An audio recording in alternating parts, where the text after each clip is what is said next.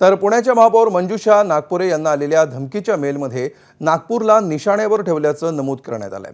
नागपूरमधील राष्ट्रीय स्वयंसेवक संघाचं महालमधील मुख्यालय आणि रेशीमबागमधील हेडगेवार स्मृती मंदिर परिसराला बॉम्बनं उडवून देण्याची धमकी देण्यात आली आहे। या पार्श्वभूमीवर नागपूर पोलिसांच्या BDDS पथकाकडून दोन्ही कार्यालयांची तपासणी केली जाते आहे। मात्र या चौकशीमध्ये कोणतीही संशयास्पद वस्तू आढळलेली नाही।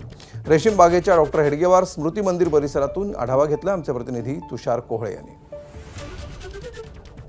पुण्याच्या महापौर मंजुषा नागपुरे यांच्या मेलवर नागपूरचं संघ मुख्यालय आणि रेशीमबाग येथील हेडगेवार स्मृती मंदिर परिसराला बॉम्बने उडवण्याची धमकी देण्यात आली। या देखील अनेक वेळा संघ मुख्यालय असेल किंवा हेडगेवार स्मृती मंदिर परिसर असेल याला उडवण्याची धमकीचे मेल या आधी देखील आलेले होते। मात्र या मेलनंतर देखील पोलिसांनी या संपूर्ण घटनेला अत्यंत गांभीर्याने घेतलेलं आहे। नागपूर पोलिसांचं बॉम्ब शोधक पथक देखील आपल्याला इथे पाहायला मिळत आहे आणि ते या संपूर्ण परिसराची चौकशी करताना पाहायला मिळतात। सोबत नागपूर पोलिसांचे इतर कर्मचारी असेल अधिकारी असेल ते देखील इथे दाखल झालेले आहे। मात्र जर का आपण संघ मुख्यालय असो किंवा हेडगेवार स्मृती मंदिर परिसराच्या सुरक्षेचा विचार करायचा झाला तर इथे तिहेरी स्वरूपाची सुरक्षा असते। आतमधला जो पहिला घेरा असतो तो CISFच्या सुरक्षेच्या जवानांकडे असतो। त्यानंतरचा जो दुसरा घेरा असतो तो राज्य राखीव दलाच्या सुरक्षेच्या जवानांकडे असतो आणि त्यानंतर जो बाहेरचा सुरक्षेचा घेरा असतो तो नागपूर पोलिसांकडे असतो। तर हा खूप मोठा